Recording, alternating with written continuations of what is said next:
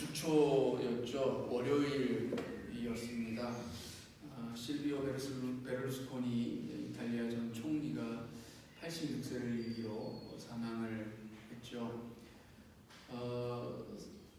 그 사망을 하고 난 이후부터 이제 아마 전 세계 각지로부터 이제 이 사람에 대한 애도의 또 남겨진 가족들 또 유족들을 향해서 위로의 그런 전언들이 이제 속속 보도들이 되어졌습니다. 그리고 또 밀라노에서 두오모에서 아주 성대하게 장례식이 치러지는 동안에도 역시 그의 그 인생에 대해서 이런저런 많은 이야기들을 하면서 대부분은 좋은 이야기, 그렇죠? 누구나 사람은 죽고 나면 그 사람이 아무리 살아온 삶이 좀 기구하고 혹은 또 악하다 할지라도 그 순간만큼 장례를 치르는 그 순간만큼은 우리가 악담을 하거나 뭐 이렇기보다는 그래도 웬만하면 좋은 이야기 또 유족들에게 상처가 되지 않는 그런 이야기들을 주고 받습니다. 그래야 남겨진들에게도 위로가 될 테니까 말이죠. 그런데 그럼에도 불구하고 사실 모든 인생은 역사 앞에서 나름의 심판을 받게 되어 있습니다. 아마 이 베를루스코니 총리에게도 시간이 지나면 역사적인 그런 심판에 관한 이야기들이 오고 가게 될 것입니다. 실제로 그가 재임하는 기간 동안에 사실은 여러 가지 많은 추문들도 많았고 또 부패와 연루되었던 범죄 혐의들도 굉장히 많이 있었죠. 그럼에도 불구하고 그는 단 한 번도 기소가 되거나 재판정에 나아간 그런 일은 없었습니다. 여하튼 그러한 그 삶에 대하여서 누군가는 굉장히 긍정적으로 평가하는 이가 있는가 하면 또 누군가는 이탈리아를 굉장히 퇴행시킨 그런 총리로 기억을 하면서 안 좋게 기억하는 또 그렇게 판단하는 사람들도 있습니다. 우리가 세상에서도 자기가 살아온 그 삶에 대하여 분명한 어떤 주변인들 또 함께 더불어 살아왔던 사람들의 증언들을 통해서 그 사람의 나름의 인생에 대한 평가를 받게 되어집니다. 그런데 성경은 우리들에게 말해줍니다. 사실 그러한 우리 인생들 스스로가 심판하는 것을 넘어서서 하나님의 심판이 있을 것이다 라고 하는 이야기이죠. 히브리서 9장 27절에 보면 우리 인생에 대하여서 한 번 죽는 것은 이미 정해져 있다. 그리고 그 후에는 반드시 심판이 있을 것이다. 이렇게 말씀해 주고 있습니다. 우리가 사도신경에서 고백을 한 바와 같이 우리 주님도 산자와 죽은 자를 심판하러 오시리라고 말씀하셨습니다. 물론 우리 주님은 내가 너희들을 심판하러 온 것이 아니라 너희를 구원하러 왔다 이렇게 말씀하시고 또 믿는 자에게는 심판은 없고 심판에 이르지 아니하고 영생에 이를 것이다 라고 하는 약속의 말씀도 주셨습니다. 자, 한쪽에서는 반드시 심판이 있을 것이다 말하고 또 한쪽에서는 심판이 아니라 영원한 생명으로 나아가는 일이 있을 것이다 말씀하고 있는데 어떤 것이 우리들에게 주어지는 말씀일까요? 말하자면 우리의 믿음을 심판하시겠다라는 거예요. 예수 그리스도를 믿는 그 믿음으로 말미암아서 우리가 영생의 은혜를 누리게 되어지는데 그 믿음이 진정한 믿음이었는가? 참된 믿음이었는가? 하나님을 신실하게 믿는 올바른 믿음이었는가는 판단하시겠다라는 것입니다. 그저 입으로만 떠드는 믿음, 그저 겉으로 보이기에만, 남들 보이기에만 그렇게 번지르르한 그런 믿음이 아니라 제대로 된 믿음인가를 시험하여 보겠노라고 하는 것이 성경의 말씀인 것입니다. 그래서 계시록에 보면 또 사도 바울이 이야기하는 것을 보면 너희의 공적들을 불로 사를 텐데 사르고 난 다음에도 그대로 있으면 그것이 너희의 공적이 될 테지만 그 불에 섭이 살라져서 다 없어지는 것처럼 재가 되어서 다 날아가 버린다면 그것은 너무나도 부끄러운 구원이 될 것이다. 이렇게 말해주고 있습니다. 여러분, 우리가 그리스도를 믿음으로 인하여서 구원함을 입었는데 부끄러운 구원을 받으면 안 되겠죠. 그래도 하나님 앞에 하나님이 정말 기뻐하시고 하나님이 정말로 내 사랑하는 자녀야 잘 왔다 말씀하시는 그런 구원, 생명의 면류관이 있는 그런 구원을 받으면 얼마나 좋겠습니까? 우리가 하나님의 심판 앞에서 불의 섭에 살라진 것 같이 다 사라지는 것이 아니라 정말 우리의 삶을 통해서 남겨놓은 하나님을 기쁘시게 하였던 공적들이 살아있는 그러한 사는 믿음의 자녀들이 되어지기를 주님의 이름으로 축복합니다. 자, 심판이 있다라고 하였는데 그러면 하나님께서 그냥 심판하시는 게 아니죠. 모든 심판에는 기준이 있습니다. 여러분들이 만약 세상에서도 재판을 받게 되어지는 일이 없으면 가장 좋겠지만 만에 하나라도 재판정에 나아가게 되어진다면 그 판사가 아무런 기준도 없이 그냥 자의적으로 여러분들을 판결한다면 그 판결을 받아들일 수 있는 사람이 얼마나 될까요? 모든 판결에는 명확한 기준이 있어야 합니다. 이미 인류는 살아오는 동안에 그 인류의 그 발전 단계에서 법이라고 하는 것을 체계적으로 세웠습니다. 그리고 그 법을 기준으로 해서 이제 판단을 내리고 심판을 행합니다. 그런데 그 법이 문제가 정말 이 제대로 된 기준이 되려면 이 법이 실행되는 데 있어서 정말 그 법이 올바른가, 그 법이 정의로운가, 그리고 그 법이 누구에게나 정말 공평한가, 이것이 제대로 분별이 되어져야겠지요. 근데 우리 이 살아가는 세상에서는 그런 법이 제대로 온전히 정말 의가, 정의가 실현되어지고 공평무사한 그러한 그리고 또 진실한 그런 그 법이 되는가에 대해서는 의문을 갖게 되어집니다. 세상의 많은 곳에서 그리고 민주주의가 최상의 그 상태로 발전되어졌다라고 하는 그런 나라에서들조차 권력이 있는 사람에게 법은 한없이 관대하고 법이 또 이런 약하고 또 가지지 못하고 권력이 없는 사람들에게는 너무나도 가혹한 그런 모습을 보일 때가 참 많이 있다라는 것이죠. 하나님의 심판의 기준이 세상의 이러한 기준과 같다라면 우리는 하나님의 심판을 받아들이기가 참 억울할 것입니다. 우리가 분명한 사실은 하나님은 또 하나님이 심판하시는 그 기준은 절대적이다.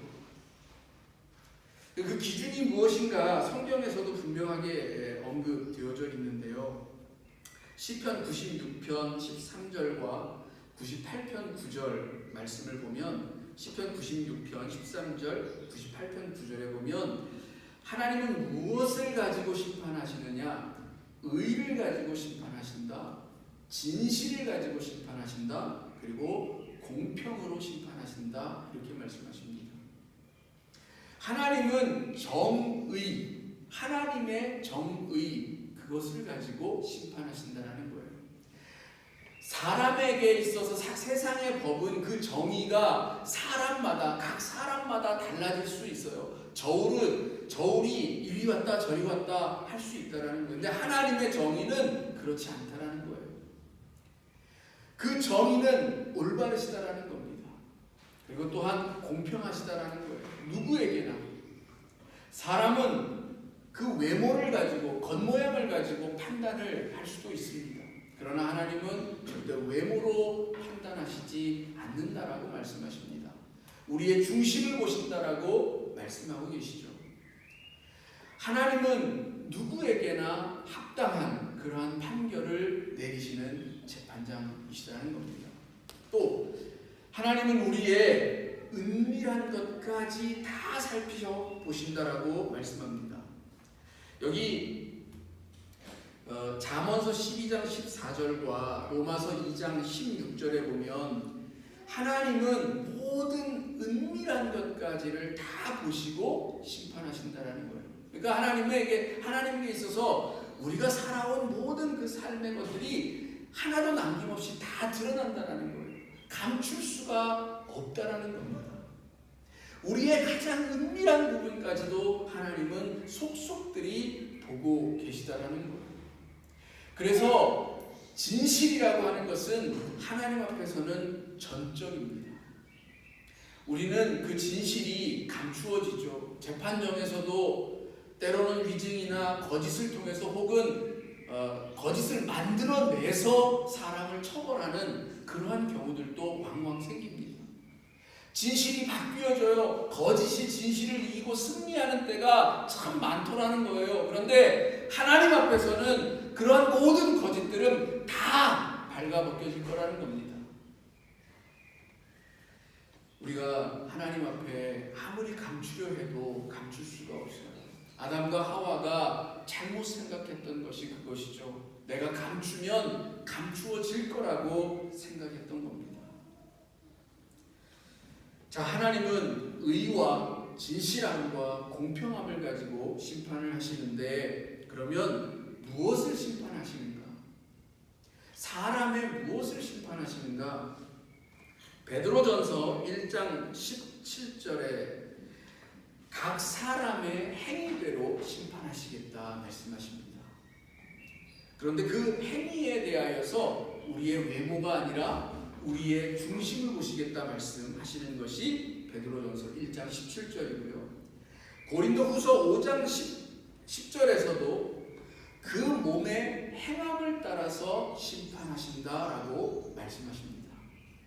뿐만 아니라 계시록 20장 12절에서도 이렇게 말씀합니다. 죽은 자들이 큰 자나 작은 자나 보좌 앞에 서서 생명책에 기록된 대로 저의 행위를 따라 심판을 받을 것이다.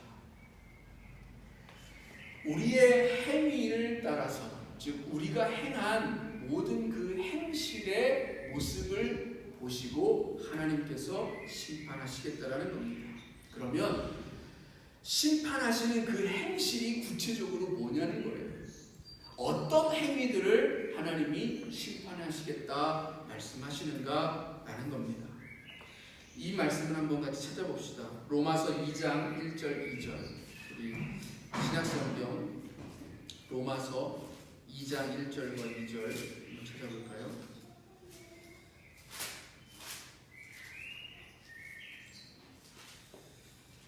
찾으셨으면 한번 같이 읽어볼까요? 시작. 그러므로 남을 판단하는 사람아 누구를 막론하고 내가 핑계하지 못할 것은 남을 판단하는 것으로 내가 너를 정죄함이니 판단하는 네가 같은 일을 행함이니라. 이런 일을 행하는 자에게 하나님의 심판이 진리대로 되는 줄 우리가 아노라.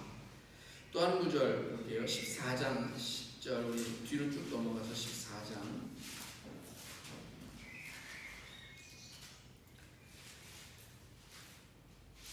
10절 말씀 같이 읽어볼게요. 시작. 내가 어찌하여 내 형제를 비판하느냐? 어찌하여 내 형제를 업신여기느냐? 우리가 다 하나님의 심판대 앞에 서리라. 하나님이 심판하시는 가장 첫 번째 것은 우리가 남들에 대하여 판단하는 것, 비판하고 업신여기고 비난하는 그것을 하나님은 심판하시겠다 말씀합니다. 우리가 함부로 우리의 이웃들에 대하여서 생각하고 선입견을 갖거나 혹은 고정관념 속에서 판단하는 경우들이 많이 있습니다. 우리의 판단과 우리의 생각 그대로 하나님은 우리를 심판하시겠다라고 말씀하십니다.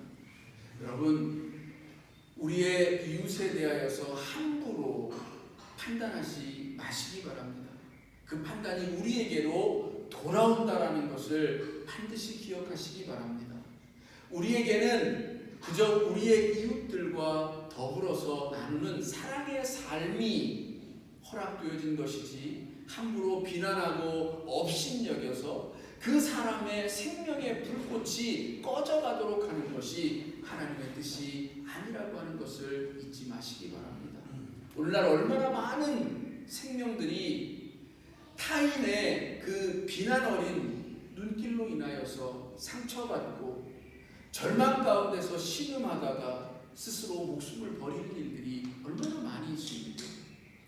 수많은 어린 생명들이 왕따다 뭐다 해서 따돌림을 당하고 비난 속에서 수많은 상처를 가지고 하루하루를 간신히 버티다가 어쩌다가 그 순간적인 마음에 자기의 생명을 버리는 그 안타까운 모습들, 우리는 이러한 사회적 살인들을, 타살을 너무나도 많이 행하고 있다는 것을 정말 조심스럽게 다시 돌아보아야 합니다.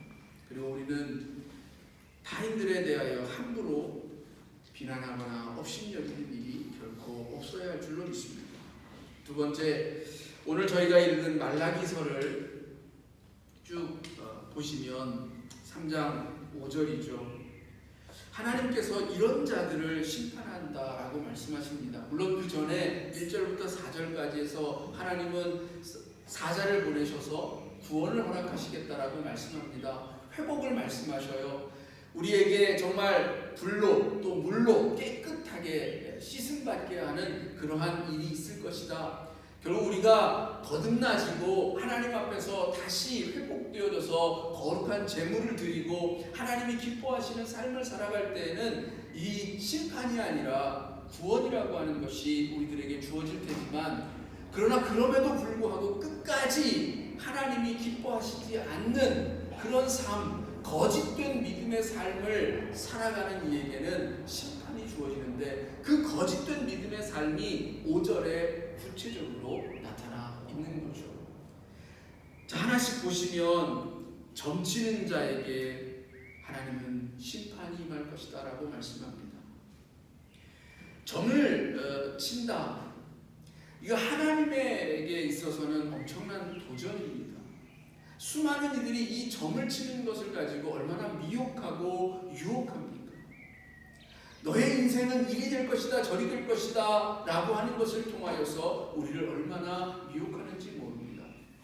그러나 하나님은 오늘 우리들에게 약속을 주시고 그 약속을 따라 살아가는 이에게 복을 말씀하고 계시고, 그것을 지키지 않는 자에게 화를 말씀하심을 통하여서 분명히 살아가야 할 길을 보이셨습니다. 우리에게 선한 것이 무엇인지를 이미 보이셨다라는 거예요. 근데 자꾸만 우리가 하나님이 아닌 다른 것들, 우리 인생에 의지할 것들을 쫓아서 여기저기 방황하는 모습들을 봅니다. 그래서 우상 숭배로 나아가게 되는 거죠. 하나님은 이것을 기뻐하지 않습니다. 절대적으로 허락하시지 않는 것이 바로 이 우상 숭배와 점치는 것, 온갖 술수입니다. 하나님이 십계명에서 가장 강조하여서 계속해서 반복적으로 가장 중요하게 말씀하고 있는 것이 바로 하나님 이외의 것들을 섬기지 말라는 것이었습니다. 두 번째는 간음하는 자를 말씀하고 계시죠. 간음하는 것, 우리 주님은 우리가 마음으로 음욕을 품는 것만으로도 이미 간음하였다라고 말씀하고 있습니다. 우리 각 사람에게 주어진 이 생명을 귀히 여기는 존중하는 마음이 없고 한낱 물건으로 바라보는, 어떤 상품으로 바라보는 그런 우리의 시각이 이러한 간음의 죄를 행하도록 만듭니다. 그러기에 생명을 생명으로 존중하고 그 생명을 생명답게 하는 우리의 삶이 있어야 한다는 것입니다.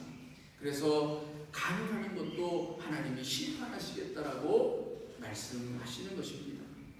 또 거짓 맹세하는 자, 또 품꾼의 삭슬 속이는 자, 이런 자들에게도 하나님은 심판하시겠다라고 말씀하십니다. 여러분, 품꾼이라고 하면 가장 서민 중에서도 가장 서민입니다. 하루 벌어서 하루 살아가는 그러한 인생들입니다. 그런데 그런 인생들의 품꾼의 그 삭슬 속이고 조금이라도 덜 주려고 하고 어떻게든 그들의 것을 빼앗으려고 하는 이 가진 자들의 욕심, 이것을 하나님은 결코 기뻐하시지 않는다라는 것. 오늘 우리의 삶에 있어서도 누군가는 그러한 품꾼처럼 살아가고 또 누군가는 사용자처럼 살아갑니다. 그런데 거기에는 어떠한 하나님 앞에서는 똑같은 생명이라는 것, 그리고 서로 존중하고 존중받아야 할 생명이라고 하는 것을 잊지 않아야 한다는 것입니다. 그리고 내 욕심 따라서 내 욕심이 자꾸만 그 하나님의 뜻을 가리워서 이 싹을 속이고 남의 것을 빼앗으려고 하는 이러한 모습들은 철저하게 버려야 할 줄로 믿습니다. 십계명에서도 도적질하지 말라라고 하는 것이 분명하게 언급되어져 있는 것처럼 남의 소유를 빼앗는 것, 남의 소유를 억지로 내 것으로 만드는 것, 이러한 모든 행위가 하나님께서는 심판하시는 그러한 일이 되어진다는 것을 기억하시기 바랍니다. 또 과부와 고아를 압제하고 나그네를 억울하게 하는 것을 심판하시겠다고 하십니다. 고아와 과부, 나그네는 그 당시 시대 배경 속에서는 모두가 다 사회적인 약자를 지칭하는 그런 말입니다. 우리들 사회에서 사회적인 약자들, 자기 목소리를 제대로 낼 수조차 없는 사람들, 그저 남들 눈에 띄지 않으려고 자기 스스로를 감추려고 하는 그런 사람들, 여전히 우리 주변에는 이처럼 살아가는 많은 약자들이 있습니다. 근데 그런 약자들에 대하여서 우리가 함부로 압제하고 함부로 비난하고 업신여기고 저들의 삶을 이러쿵저러쿵 판단하는 이러한 모습으로 저들을 바라본다면 결코 하나님은 우리를 향하여서도 똑같은 잣대를 가지고 판단하시고 심판하실 것입니다. 그리고 이 모든 심판하시는 행위들은 결국 어디에서 나오는가? 마지막에 있는 것처럼 여호와 하나님, 나를 경외하지 아니하는 자들이 행하는 일들인 것입니다. 하나님을 경외하지 않기 때문에 이런 일들을 하는 거예요. 하나님을 제대로 믿고 하나님을 진실로 경외하는 자들이라면 이런 행위들을 할 수가 없다라는 거예요. 우리가 우리의 삶을 돌아보면 내가 하나님을 진실로 경외하고 있는지, 하나님을 진실로 사랑하고 나의 믿음이 참된 믿음인지를 이 나의 행실을 통해서 알 수 있다는 겁니다. 내 행실 속에, 내 삶 속에 이러한 모습들 있으면 우리는 거짓 믿음인 거예요. 자, 그러면 지금까지 심판을 주로 말씀을 드렸는데, 또 심판하는 행실에 대해서도 얘기를 드렸는데, 심판을 받지 않을 수도 있겠죠. 심판을 받지 않으려면 어떻게 할까? 성경은 그 답도 우리에게 제시해 주고 있습니다. 계시록 18장 8절 이하에 보면 이렇게 이야기하고 있는데요. 야고보서입니다. 야고보서 2장 13절에서 이렇게 이야기하고 있는데요. 긍휼을 행하지 아니하는 자에게는 긍휼 없는 심판이 있으리라. 내 속에 긍휼함이 없으면 하나님도 긍휼함이 없이 우리를 심판하시겠다라고 말씀하십니다. 그리고 또 예수님도 말씀하시기를 네가 형제와 이웃을 용서하면 하나님도 하늘에서도 너의 매인 것을 푸실 것이다. 너를 용서하실 것이다 라고 말씀하셨습니다. 또 로마서 2장 5절에서도 우리가 회개하면, 그리고 또 정말 하나님 앞에 우리의 삶을 있는 그대로 나타내고 드리고 하나님의 성령으로 새롭게 되어지고자 하는 그 모습을 가지고 나아가면 하나님은 우리를 다시 새롭게 하신다. 심판이 아니라, 멸망이 아니라 구원으로 인도하신다라고 말씀하고 계십니다. 여러분, 누구나가 다 심판, 재앙 이런 것들을 달가워할 리가 없죠. 하나님의 심판은 불로 임하거나 물로 임하거나 재난으로 임하거나 흉년이나 애통함이나 비극으로 임합니다. 그것을 기뻐할 리가 단 한 사람도 없을 것입니다. 그리고 또 그런 면에서 우리의 이웃들 누군가가 당하는 불행에 대하여서 우리가 함부로 그것을 하나님의 심판이라고 말해서는 절대 안 됩니다. 우리가 착각하는 게 있어요. 내가 마치 나는 하나님의 공의로운 그 삶 속에 있어서 하나님이 인정하시는 구원받은 백성이라서 불행을 당하고 재난을 당하는 이들을 함부로 판단해도 된다라고 하는 착각 속에 있는데 그건 정말 말 그대로 착각입니다. 주중에 아프리카에서 출발해서 이탈리아로 향하던 난민을 태운 배가 그리스 앞바다에서 침몰하여서 600명 이상이 사망하는 안타까운 일이 있었습니다. 그러한 일들을 두고 우리가 만일 하나님의 심판이다라고 말한다면 우리는 그대로 하나님 앞에 심판받을 것입니다.